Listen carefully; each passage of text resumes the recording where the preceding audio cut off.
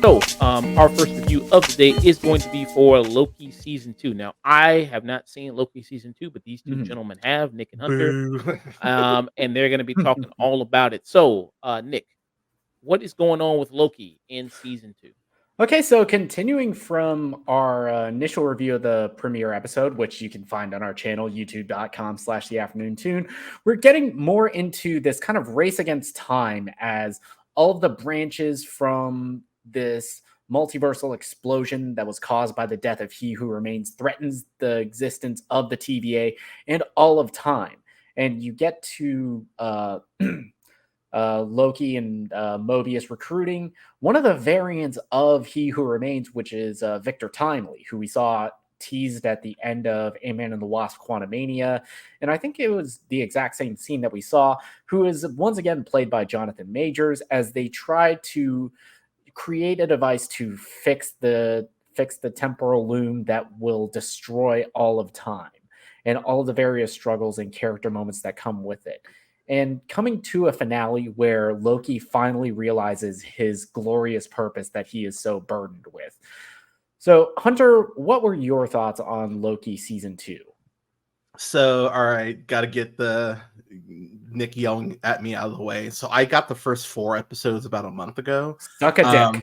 Yep, there we go. And so I've been waiting for episode 5 so I could get back into it. And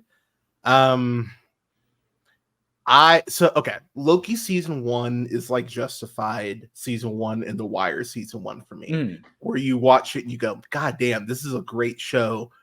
I can't wait to see how they follow it up. And what Loki season 2 follows up with is my second favorite thing in the MCU post Endgame. It's so close to being better than Falcon and the Winter Soldier. Like it's right there. On a rewatch, it might be better, honestly, by the time it's all said and done. But it also proves kind of what I've been saying since around Infinity War. I think Tom Hiddleston's the best comic book casting ever. I don't understand how Hiddleston gets this character so well, but he just keeps finding these little nuances and these ways to evolve the character in a way that it makes me question, all due respect to, Papa Feige, but it makes me question how much Hiddleston is actually involved with these creative decisions, because some of this writing, it has to come from someone who just not only gets the character but loves the character. And Hiddleston he gets this dude. Like, he gets what makes Loki tick. And there is an example, a use of Loki's magic during this chase scene that is straight up my favorite use of Loki's magic in the MCU period. Like, it's such a cool fucking scene. And this is probably a top 5 Owen Wilson role too. Like, Owen Wilson's great in this. And and it's kind of amazing that he is so great in a role that even he was, when it was announced that he was a part of the Marvel universe, he was like, yeah, this is just a thing I do because my kids like it. And, oh wow.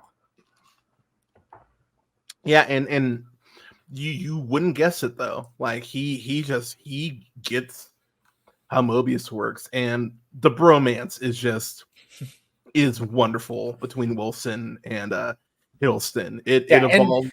And the dynamic from the entire main cast of this show that we get, because of course you have Tom Hiddleston as Loki, you have Owen Wilson as Mobius, but you also have Wunmi Masaku, who we saw in films like His House and playing Hunter B-15. You also have Eugene Cordero, who is a great comedic actor. You've seen him in stuff like The Good Place as Casey, who's a receptionist at the TVA. And of course, we have Oscar winner Ke Kwan as Ouroboros, or OB, who is the quirky repair guy of the TVA. Who is such a goddamn delight in that show. Like, he enters kind of like the third bro with him and Wilson, with Wilson Hiddleston, Mhm. and he fits in perfectly. There's this whole they show it in the trailer, but the whole point where Mobius is like, "Oh, so you've seen that before? Yeah, it's time slipping. Can you fix it? No." And, No. but he's so matter of fact, charming about it. It's like, it's so good. I will say too, because you did say we can get into spoilers. Where this in so when episode 5 ended, I hit Mhm. up Nick and I's friend Brandon. Shout out to Brandon. I Mhm. was like, "Oh, dude, they have to be doing this thing." And he was like, Mhm. "Oh, dude, they could be." And where this season ends up is something I went, "Holy fuck, that's brilliant." Yeah, Because because there's an arc in the comics that this is adapting where Loki transitions from being the god of mischief to the god of stories.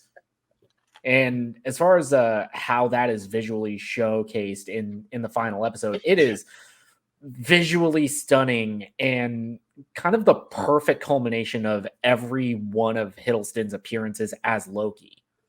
yeah, they're visually it has several shots that made me go, "Oh, I'm getting the art book for season 2 when this Mhm. comes out." Like the last frame that we see is just it's perfection. Like it was Mhm. something I just went, "God damn, this is how you nail this." Um Jonathan Majors, so let's get, let's Mhm. address Yeah, let's address yeah. let's address the elephant in the room. His case is going to trial. We'll definitely see how all that turns out when all's said and done. But I can't deny that the dude is fucking talented. But that's the thing, man, and I'm gonna pull the black card here. Like Mhm. the amount of grace that Ezra Miller got versus the hammering that Majors is getting. Mhm. I understand he can be guilty. I completely get that. But it is just like the contrast is insane to me.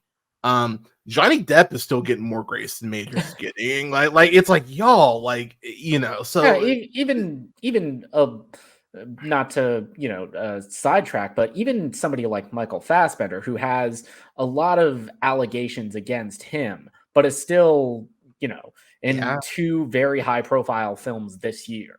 Yeah, fucking, it's really funny how I had to kind of re-educate one of my friends because they were Mhm. like, dude, I can't believe Marvel would do this. I'm like, you remember Josh Brolin was just playing Thanos like not long ago, right? Mhm. Right. And he admitted to his shit. So it's like, so that situation aside, Jonathan Majors, he nails it here as Victor Timely. And what's fun is that if you've read the comic, you know that he's full of shit. Like there's a certain point and you're like, okay, yeah, he's playing nice now, but that's always in the back of your head, like he's a Kang variant. And Mhm.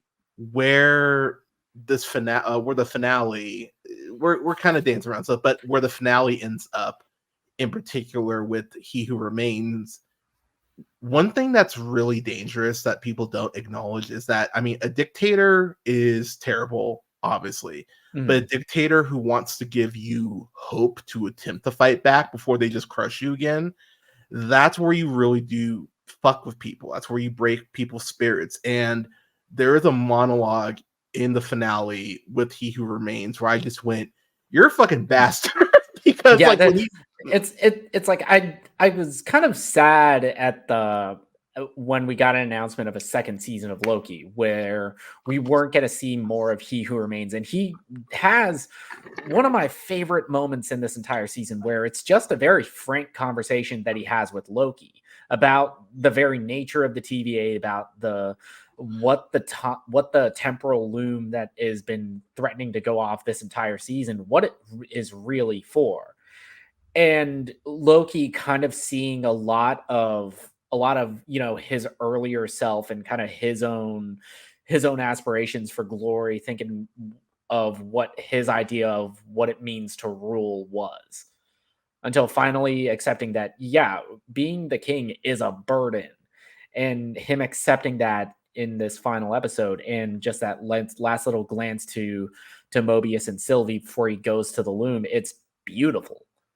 Yeah, Hiddleston. So before I want to shout her out before we're at the end here.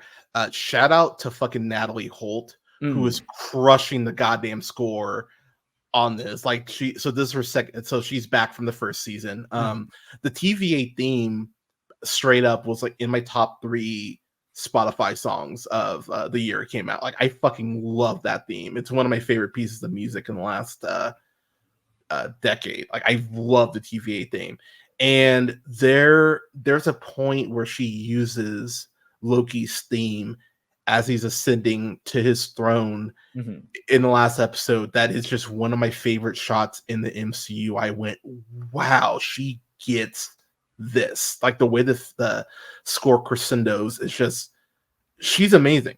She's fucking amazing. And one thing I will say about this in particular that really made me happy but sad is that it points out how friendship can be selfish, but it does it in a really healthy way. Sylvie, and I know what you're referring to. It's like this conversation that Loki has with Sylvie. I think it in the penultimate episode where she's just grilling him about why are you so set on bringing back the TVA? It's like we're all like you met all the other people there. You saw that they were restored back to their old lives. Why are you so set on this? It's like Loki is kind of being very selfish. It's like I just want my friends back. Yeah, and it's that simple. And one thing that Nick and I with this group I have where we just talk movies the whole time. One thing we're talking about is the whole concept of, can you be Batman in the sense of that you never kill? Can you be Batman without becoming the Punisher? Like, can the Batman just kill the Joker and it stopped there? And really, one of the big things about being a vigilante versus being just, a stone cold killer is the selfishness concept of can you actually draw that line? And something about Loki is that he's only known loss. And even in season 1, Mobius points out the fact that, he's a loser. He's destined to lose. But the way that he wins at the end of the season is because he is giving people that he knows are out there the chance to actually live their own life without taking away their free will. And when I was on here for season 1, one of the things I pointed out, and it really keeps continuing to be true, that I think one of the reasons why Marvel's getting more hate than they were, 10 years ago is because so many of their projects have been critiques of organized religion.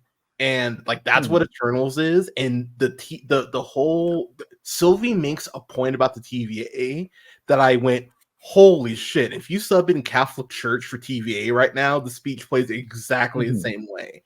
And it's really crazy how much they get into, how much free will do you actually have? How much can you actually change, the future?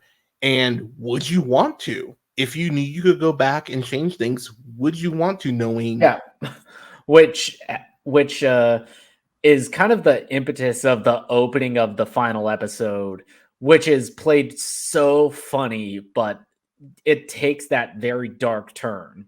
Because initially it's like all the variations of how they can use the device to fix the temporal loom. And then it's just Loki trying every which way possible to convince Sylvie not to kill he who remains. Which, from Sylvie's perspective, you get it. Like, just like in season 1, you get why she wants to kill this dude. But the fascination that he who remains is like, oh, I totally want you to. And the way like, that it's like even Loki during that entire segment is like, wait, you knew this entire time and you did nothing to stop her. It's like, why would I? Yeah, it's like I'm gonna end up back here anyway, and you just go, God damn, that's so fucked. Like, it's basically if the opening of Scream 1 with Drew Barrymore could be a speech, that's basically what it is. Because it like what makes that Ghostface kill so fucked is that Ghostface is just giving her the slightest chance to get away, knowing that that knife's a coming. And so when it happens, you're like, oh, you fucking dick. And it's really like it's the same thing in this finale. Where I just went, "You are an asshole. Why can't you just tell these people what you know and not let them go through all this shit?" But well, same reason that Madeline once goes to Mexico once a year to drink the blood from all the goats for kicks. Yeah, exactly. But this is one of those things where it's kind of amazing that they pulled this off. Like they pulled off a better season 2 than season 1. This is very Doctor Who-ish, so I think if you're a Doctor Who fan, you'll like this season probably even more than the first season. As far as consequences for this, Renslayer, she ends up in a spot where in the void where we saw in the 5th episode of last season where we're told that she is running into Eliath, the all-consuming demon. I don't think so. Hell no. Because even He Who Remains, he recruited her because she has a much bigger role to play in all this. And you don't gas an actor like Gugu Mathura, which sup girl. Yeah, sup girl. Second, one who is that talented and just give her this kind of this role that you only use her twice with. Yeah, there's a point where she's back in the 20s and she's wearing one of these dresses, and I don't understand why that made me. I was like, God damn, girl, like this dress is poofy as hell, but what's up? But I was like, good evening, madam. right, exactly. Very Downton Abbey of us, but but where she ends up, I don't think that's Eliath at all. I think what we're gonna get there. Yeah, I think that's Kang. Because we don't know where he ended up. Is like even though we quote unquote stopped him in Quantumania, you and I have talked about this over and over again. It's like unless you see the body with like 6 bullets in its skull, they ain't dead. Exactly, and so I think it's gonna be Rama Tut, which is one of Kang's like his Egyptian variant, because you see the pyramid where Renslayer lands. I think that's very intentional. Plus you see a kind of distressed, broken down TVA logo. So Rama Tut having a TVA branch there would make absolutely total sense. Plus Rama Tut ends up being a villain of the Fantastic Four. So that could be your Fantastic Four set up there as well. Fun fact, he also has ties to Apocalypse, which if I'm reintroducing the X-Men, that's how I do it. Whole other show. But it leaves the characters in a spot where you go, if they don't come back to these characters, which I doubt that they won't, but if they left everyone here, I'd be really okay with this. Because the way this season is structured, it could very well be a series finale for Loki. If this is the last time we see Tom Hiddleston as the character, if it's the last time we see any of these actors in these roles, it's a great send-off for them. Yeah. Real quick, I haven't heard you guys anything but about Ke Kwan. What's Ke Kwan doing here? Ke Kwan, he's like the quirky tech guy who works in the basement of the TVA. He's the Q. Basically. Yeah, he's the TVA's Q. Yeah. Okay. Yeah. But him and Hiddleston get a lot of one-on-one time together. Especially in the 5th episode, which is called Science/Fiction. Yeah, which goes back to a line that Timely has in I think it's either the 3rd. It's the 3rd episode. It's like all science is fiction until it becomes fact. Which, oh my god, that line, like as a nerd, I was like, oh, that's like, sci-fi. Like, oh yeah, that's the stuff. Like it's so good. There is also, just real quick before you get back to Q, or to a OB, there is a Miss Minutes scene in here that is straight up nightmare feeling. Oh my god! You mean the one where Miss Minutes like convinces Timely to abandon Renslayer, and then Miss Minutes is like trying to spit some game at Victor Timely, and like by the way, Tara Strong, stop tweeting about it's just please stop. Like, god damn it. But Miss Minutes though, she has this Invincible-esque kind of arc where she's like, hey, you know, we're close. Why don't you do this? And Victor Timely, you know, like a black guy talking to a clingy white girl is like, like, It's like like I didn't know if they were trying to portray Timely as somebody who's on the spectrum, or if he was just like that uncomfortable with the advances of this oh, anthropomorphic clock. he knew if he built her a body, he was fucked as hell. So like, and oh man, yeah, been there. But there's some subplots in here, and they do a very good job of expanding out these variants as far as like where we're probably heading. This feels like a very strategic step forward as far as what we're going with King, because if something happens with Majors and they go ahead, like they could recast Majors, which they easily could, It's or like, the guy who has infinite variants who all fuck up the timeline is like the easiest role ever to recast. exactly. Or there is a world, because there is a Renslayer variant, which I just don't even have enough time to get into y'all about how we get there, but she could end up stepping into the King role very easily, and where they leave her potentially in Egypt, and with that they did a Wakanda Forever, you could go ahead and set up Doctor Doom pretty quickly if you needed to, as far as a backup. So it feels like they definitely leave in a spot where I think we see Loki again, probably in Kang Dynasty. I don't, but I think we see him either Kang Dynasty or Secret Wars. I think is when we see Loki again. So if we do, I think we're gonna see him again in Deadpool 3. I personally, because I think that without spoiling anything for the Marvels, there's a reason, and I'll just say that, and I'll just leave it there. But Jimmy Fallon actually, for once in his life, asked an intelligent question, and it's kind of like, "There's rumors about you showing up in Deadpool 3," and Hiddleston was like, "Oh yeah, I hear the filming Deadpool 3," and he just stopped because Hiddleston's a pro. But so what's the final thoughts ratings for season 2, Loki?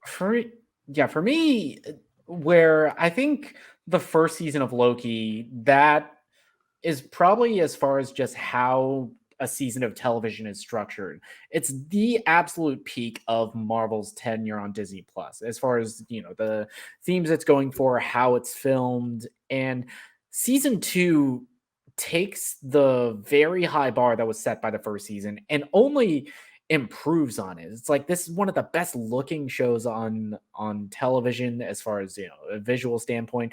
The production design on this, it feels like you're actually in this other world.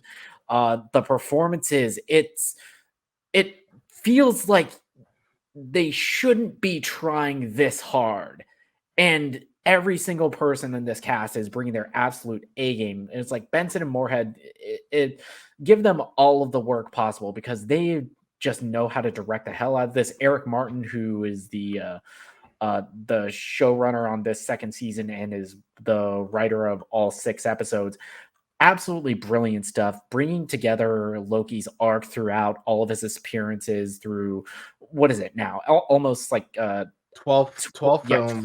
12 years of playing the character and having it come to this satisfying a resolution. It's incredible feat of just an actor committing to this role and understanding it to this level and making us care throughout every single one of his appearances. I absolutely adored this season. I give this this is peak television for me. Even Joe, considering just watching this show on its own outside of everything that Marvel is setting up, it's still a brilliant season of television. Yeah. So what would you give it? I said this is peak. Okay, this is peak. All right. Yeah, I watched the finale on Thursday, and I watched it again Saturday morning to start my day, or today. Wow, I am high. But I was sitting there and I just went, man, the amount of emotion that I just felt, like, thinking back. So the fact that he repeats the same speech that he does when he's hanging off of the end of the Rainbow Bridge at the end of Thor, where he's, says like, I want to be a god for all of us. He repeats that to Sylvie and everyone as he goes out into and it's such a perfect callback. Like, that is why I think if you've stuck with Marvel since day one, you're gonna recognize these things and just go like, that's such a cool callback. Like, it doesn't need to be ham-fisted, but it's if you recognize it, it's such a like, oh, like, okay. And Hiddleston just Loki getting his throne like he wanted, but under the circumstances that are really dire. It's just it's him getting the throne he wanted, but not how he wanted it. And kind of his idea of what it means to be a king, it's worked. We saw it when he's introduced in Thor Ragnarok, where you think it's just sitting around on his bathrobe eating grapes, but no, it's ruling is about sacrifice, and him finally coming to the realization of what that means. It's so satisfying to watch, especially if you stuck with the MCU since the heyday. Yeah. So I just bravo across the board. Apparently they're taking what was his name? Eric Martin. I think they're taking him and one other person from Loki, and they're going to be working on Daredevil Born Again, which good. Yeah. Yeah, have them seriously, let them do whatever they want Marvel wise. Like, give them a blank check. Who cares at this point? But yeah, I won't go on the whole thing, but I'm just kind of at that point because I got into an argument, shocker, with a friend last night about the Marvels, and I'm just like, I don't know what to tell you. I had fun with it, but it's like, if you don't like these, just don't watch them. You don't have to watch everything. Like, just watch something else. But this is peak sci-fi. This is really peak Marvel. Like I said at the beginning, it's behind Falcon the Winter Soldier for me. Like, it's really close, but I like that show so much, and John Walker and shit. But this is incredible. This is a solid. This is cinema for me. I'll end up rewatching this. By the way, I did finish Secret Invasion.